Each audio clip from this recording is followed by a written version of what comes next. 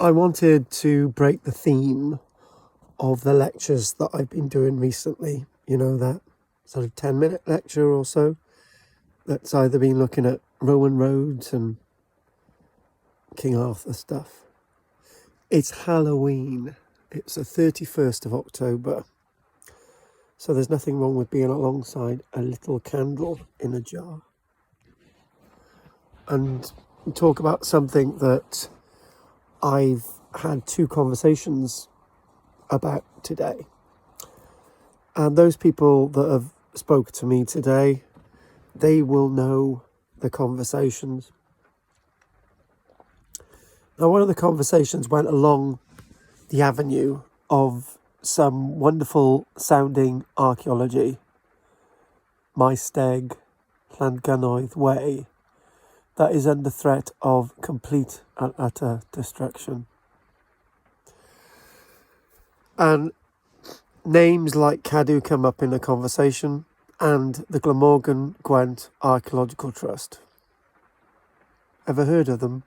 Well, if you've had dealings with the Glamorgan-Gwent Archaeological Trust, you'll know that they can be very, very dangerous, and they've usually got another agenda, as I've seen most of my life working in the Glamorgan-Gwent area. As a professional, fully qualified archaeologist,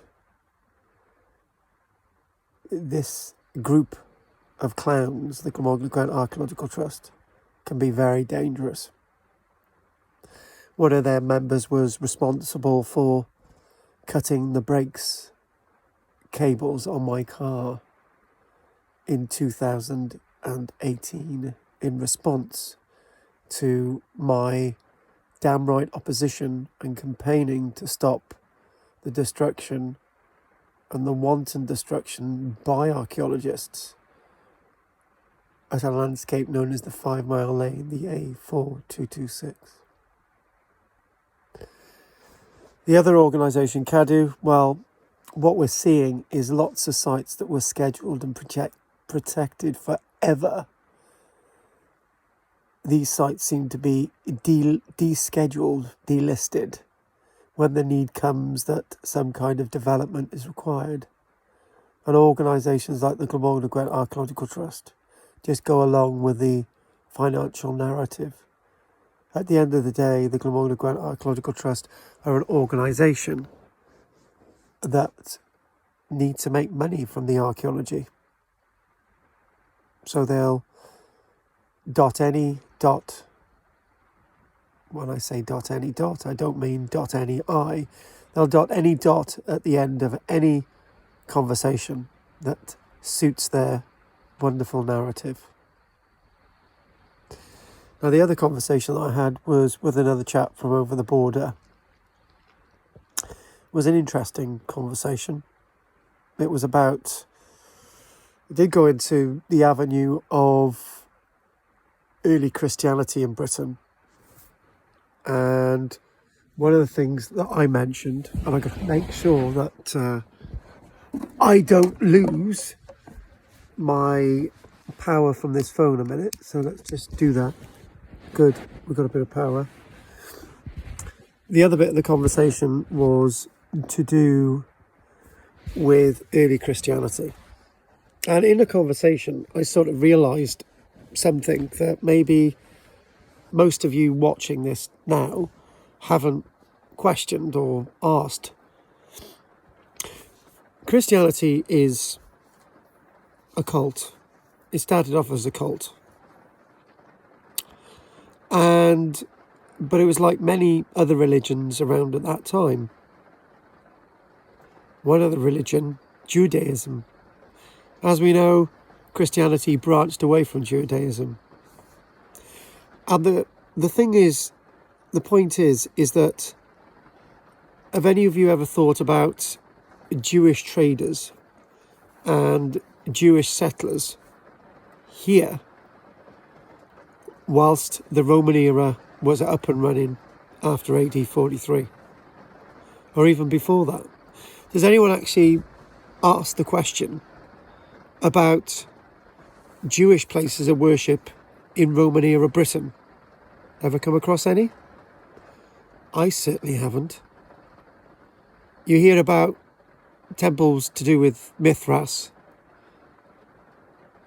and you could look at Aqua Soluri or Aqua Sulis, Aqua Soluri, Aqua Sulis, and Bath. But you don't really come across Judaism. You come across Christianity after the 300s, after Diocletian had tarred his last victim on a stake in a Colosseum in Rome. But back to Britain. So this was a conversation I was having with this chap.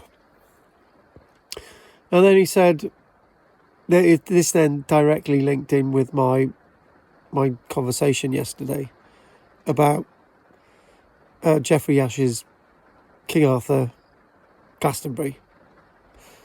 And lots of people weren't really too keen on any link to do with King Arthur and Glastonbury. Well, it's up to them, isn't it? Avalon and things that go bump in the night. But Monica, I know you're watching, and I know you had a good old titter with that. However, we're debating this. We're having a conversation, which is fine.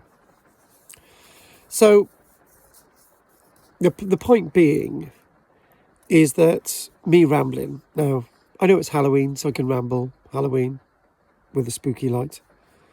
I believe Christianity is a very spooky religion, and one that has a number of different ills, and there's a great political agenda there as well.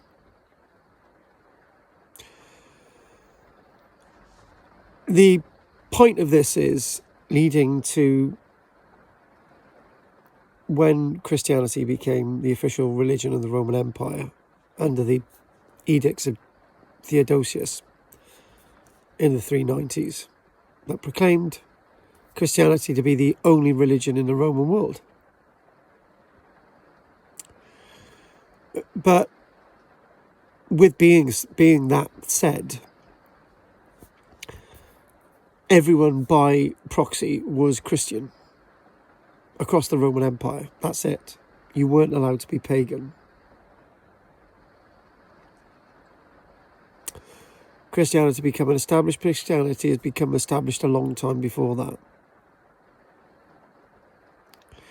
And why does this link in with Judaism? Well, you know, what we do, we focus on tracking early Christianity, but we ignore all the other relevant religions. And we ignore all that at our peril.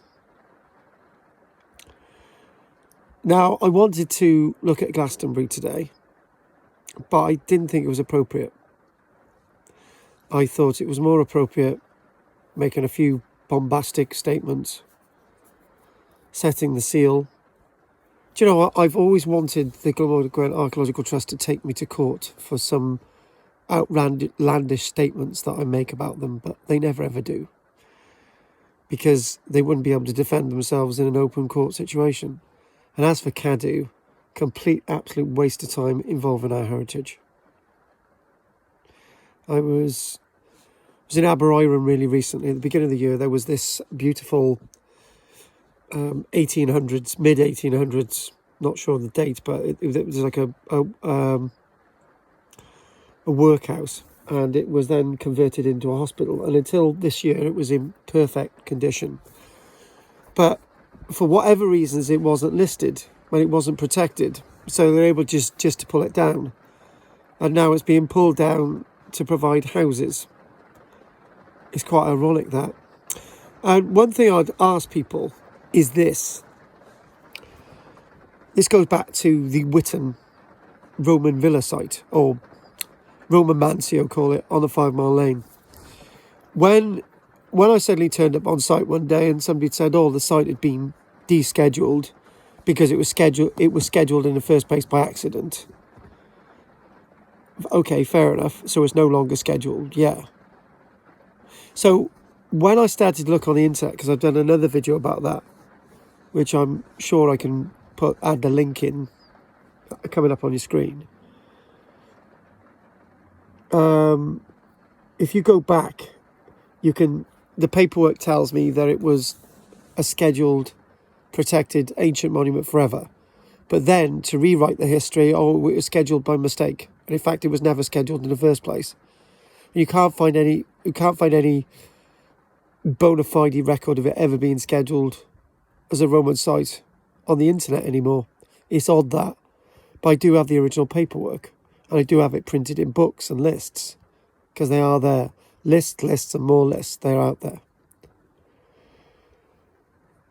Those old Caddo inventories of sites that are no longer scheduled but were. And hopefully those lists have been destroyed by now. But some of us archaeologists have still got them. Anyway, happy Halloween. And don't let the bed bugs bite.